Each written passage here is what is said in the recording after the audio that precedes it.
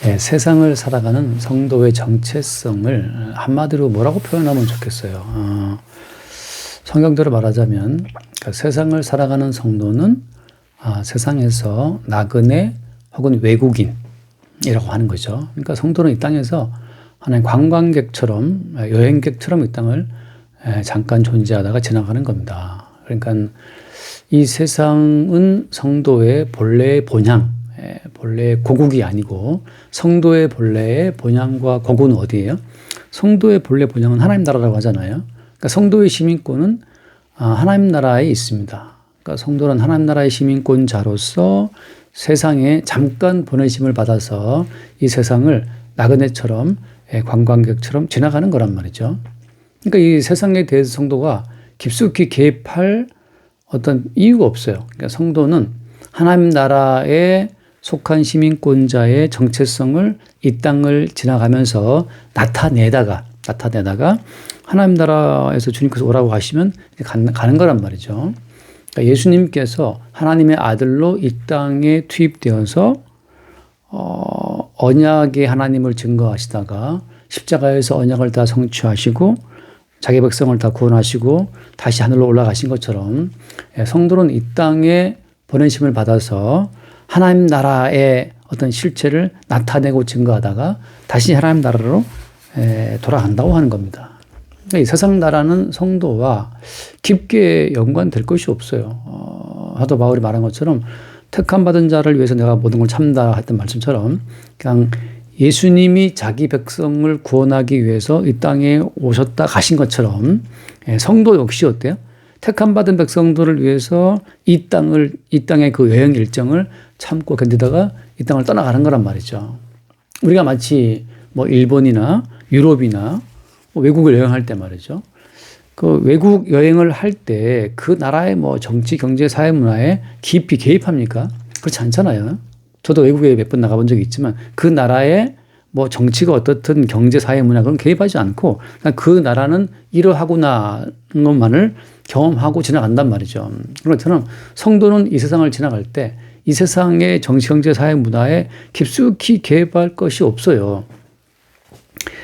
그럼 예를 들어서 이제 요셉이라든지 뭐 다니엘 같은 사람들은 왜 했느냐? 그것은 요셉이나 다니엘의 개인적인 의지로 그 정치의 중심에 선 것이 아니라 하나님의 언약에 의해서 본의 아니게 요셉도 그 애굽의 뭐랄까요? 정치의 중심에 들어가서 총리로서 역할을 했단 말이죠. 다니엘도 포로로 끌려갔지만 본의 아니게 총리가 되어서 바벨론과 페르시아 제국을 위해서 일을 했단 말이죠. 그다음 뭐 때문입니까? 이스라엘 백성들을 위해서 그렇죠? 요셉이 말한 것처럼 나를 이곳에 보내신 분은 형들이 아니다 하나님이다.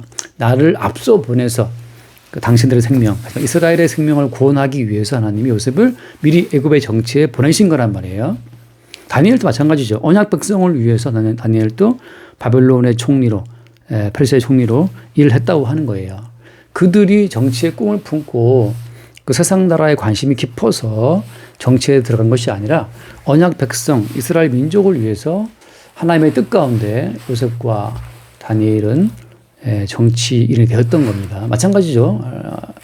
모세 같은 경우도 모세가 뭐 그렇게 애굽이랑 그 바로랑 싸워서 이스라엘을 구원하려고 결심한 게 아니잖아요. 하나님께서 언약 가운데 모세를 부르시고 모세를 애굽에 투입해서 바로와 계속 어떤 그 대결 구도 가운데에서 이스라엘을 구원했단 말이에요. 이제 그런 것처럼 성도는 언약의 어떤 목적을 위해서 그러니까 자기 백성을 구원하기 위해 이 땅에 보내심을 받았던 그 예수 그리스도의 그 십자가의 여정, 그 여정을 이 땅에 동일하게 밟아가는 과정 가운데에서 그런 정치인의 역할을 하게 되는 거지. 성도가 이 땅에 이 세상 나라에 관심이 깊어서 하는 게 아니란 말이죠. 그런 것처럼 바울도 말하잖아요. 십자가에 그 세상이 나를 대해 못 박혔다는 말 한단 말이죠. 그러니까 십자가 못 박히신 그 예수님과 함께 못 박힌 성도 입장에서는 세상이 나를 대하여 못 박혔다. 그 바울의 말처럼 지금 성도는 십자가에 못 박힌 상태에서 세상에 대하여 죽은 자고 세상도 성도를 대하여 죽은 자라고 한단 말이죠. 피차에 못 박힌 채로 있기 때문에 성도는 세상과 깊이 연관을 맺을 수가 없어요. 그래서 주님 하신 말씀처럼 너희가 세상에서 나의 택함을 입은 자인 고로 세상이 너희를 미워한다고 말씀하셨잖아요. 그러니까 세상이 성도를 미워하는 것은 예수님의 택하심을 입었기 때문이라는 거예요. 그러니까 성도는 이 땅을 지나가면서 하나님의 아들 예수님을 인하여, 그죠? 예수님이 하신 말씀처럼 나를 인하여 너희를 욕하고 핍박할 때는 기뻐하라 하신 말씀처럼 예수님 때문에 핍박받고 먹는 것. 어떤 예수님이에요? 십자가에 못 박히신 예수 그리스도죠. 그 십자가에 못 박히신 예수 그리스도라고 하는 그분은 말하자면 그 세상 나라의 권세, 로마 제국을 대표하는 벨라도 총독과 종교를 대표하는 거죠. 유대 왕국을 대표하는 대제사장들과 서기관 바리새인들, 그들에 의해서 예수님이 죽임 당하신 거잖아요. 마찬가지로 세상의 모든 나라들은 다니엘서라든지 계시록의 근거에서 보게 되면 이 땅의 모든 나라는 다 바다에서 올라온 짐승, 그 짐승의 나라라는 사실을 성경은 말하고 있습니다. 거기에서 어때요? 대한민국도 예외가 아니에요. 이스라엘 자체도 어떻습니까? 이스라엘도 예수를 못 박아 죽인 나라인데, 그래서 주님께서 하신 말씀, 요한계시록 하신 말씀이 뭐였습니까? 그 예수를 못 박아 죽였던 그 예루살렘이 소돔이고 애굽이라고 하시잖아요. 그 예수를 못 박아 죽였던 예루살렘, 모든 인간들이 하나님을 섬기는 백성이라고 알고 있었던 그 이스라엘 나라에서 예수님이 죽임을 당했단 말이에요. 그런 것처럼 이 땅의 모든 나라는, 그게 이스라엘이든 미국이든 대한민국이든 이 땅의 모든 나라, 모든 국가는 바다에서 올라온 짐승, 다시 말해서 예수 그리스도를 대적하는 그 짐승의 나라라는 사실을 성경이 증거하고 있어요. 따라서 대한민국을 위해서 성도가 무엇을 한다라고 하는 것은 모순되는 겁니다. 왜냐하면 예수를 못 박아 죽였던 짐승의 나라가 그것이 이스라엘이고 그것이 로마고 그것이 오늘날 머리는 정금이고 팔과 다리는 은이고 배와 허벅지는 그 노셨던, 종아리는 철이었던, 발의 일부는 철과 흙이었던 그 바벨론 제국의 거대한 신상이 보여주고 있는 성경의 계시란 말이죠. 이 땅의 모든 국가는 그래서 바벨론 제국, 그 황금 머리를 중심으로 세워지는 그 바벨론 제국의 아류들이기 때문에 대한민국도 특별한 어떤 가치가 있는 나라가 아닌 거예요. 여기서 이제 많은 분들이 예수를 믿는 사람이면 뭔가 대한민국에 유익될 것을 해야 하지 않겠는가 생각하지만 그렇지 않습니다. 요셉이 이스라엘 언약 백성을 위해서 하나님의 언약 가운데 애굽에 보내진 바 되어 초대됐던 것처럼 그렇게 주님이 언약 가운데 투입하는 그런 과정을 따라 성도는 각자 위치에서 뭔가 역할을 하게 되는 거지. 그것이 총리든 혹은 말단 공무원이든 간에 모든 성도는 언약 백성을 위한, 택한 백성을 위한 언약적 어떤 그 역할로 말미암아서 하나님이 이 세상 나라의 어떤 자리에 투입해 하신 겁니다. 세상 나라 자체를 위한 목적이 아니라는 거죠. 지금 초점은 모든 성도는 하나님 나라의 시민권자로서 이 세상에 하나님의 어떤 보내심을 받아 투입된 비밀 특공대 같은 역할을 하고 있는 거예요. 설마 애굽이라는 나라의 그 7년 대기근 자체가 하나님께서 허락하셨다는 사실을 그들은 미처 몰랐죠. 근데 하나님께서 미리 누굴 보냈습니까? 요셉을 투입해서 7년 기근을 해결하게 하신 거란 말이에요. 그 모든 과정은 주님이 일으키신 재난이었고 주님이 보내신 주의 일꾼으로 말미암아 해결된 재난이었다고 하는 거예요. 자, 제가 이 말씀을 드리는 이유는 뭐 때문이냐 하면 많은 사람들이 어떤 정치적인 입장을 가지고 대립하고 싸우잖아요. 근데 심지어 제가 이제 안타깝게 여기는 것은 많은 목사님들도 마찬가지입니다. 성도는 하나님 나라의 시민권자로 이 땅을 나그네와 여행객 그리고 관광객처럼 지나가는 과정 가운데에서 하나님이 자기 백성을 위해서 자기 백성을 성도를 말하죠. 각 요소에 배치를 하신 거예요. 우리는 그 자리에서 주께서 나그네 인생을 살아가는 과정이지만 주께서 그러니까 보이는 나라 가운데 주님이 배치해 두신 그 현장에서 우리는 뭐 하는 거예요? 요셉이 형들을 향해서 당신들의 목숨을 구원하기 위해서 하나님이 나를 미리 보냈다라는 고백했던 것처럼 또 바울 사도가 하잖아요. 택한 백성을 위해 자기는 모든 고난을 참고 있다 했던 것처럼 모든 성도는 각자 주님께서 보내신 그 자리에서 언약 백성을 위해 택한 백성을 위해서 뭔가 기능을 하도록 주께서 그 자리에 배치했기 때문에 그 일을 하면 되는 겁니다. 그 당시의 법에 따라 그 당시의 상황에 따라서 우리는 위에 계신 주를 바라보고 그 일을 하는 거죠. 그래서 이 땅의 정치적인 어떤 입장에 따라서 휘둘릴 필요가 사실 없어요, 성도는.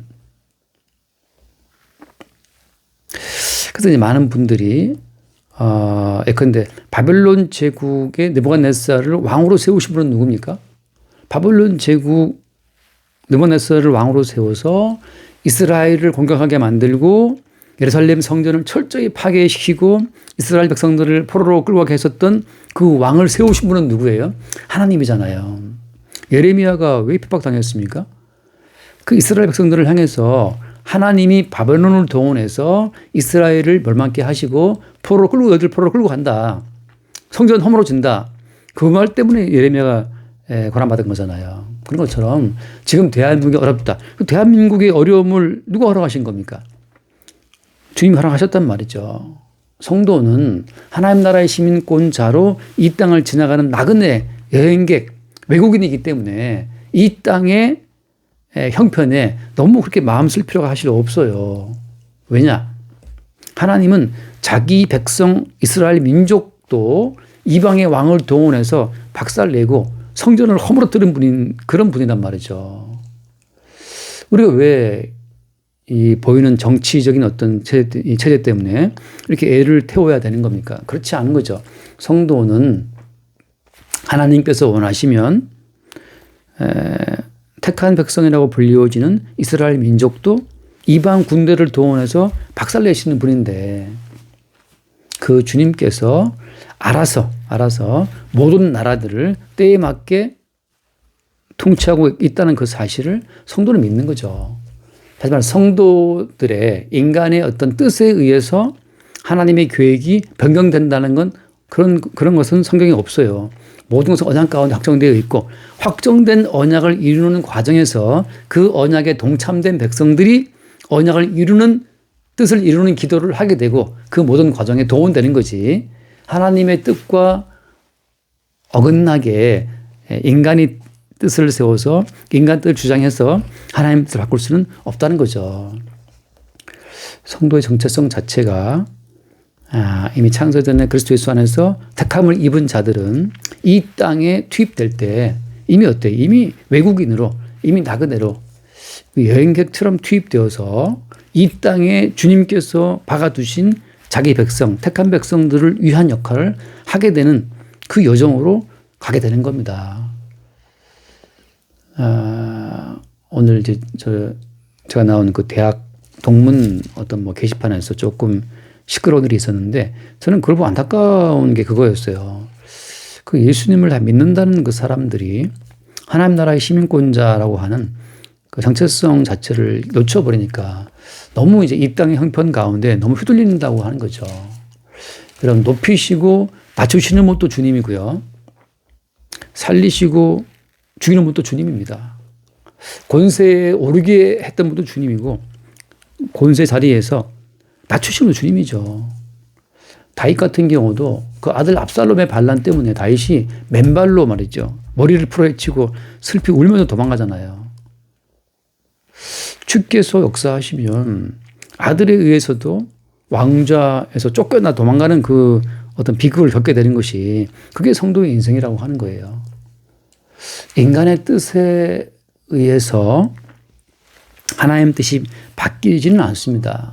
그래서 우리가 이제 이 성경을 보면 예수님 제자 가운데도 열심당 시몬도 있었고 열심당 시몬이 있었던 반면에 또 세리마태처럼 그 로마 제국에 빌붙어 가지고 로마 제국에 빌붙어 기생했던 사람도 있었단 말이죠.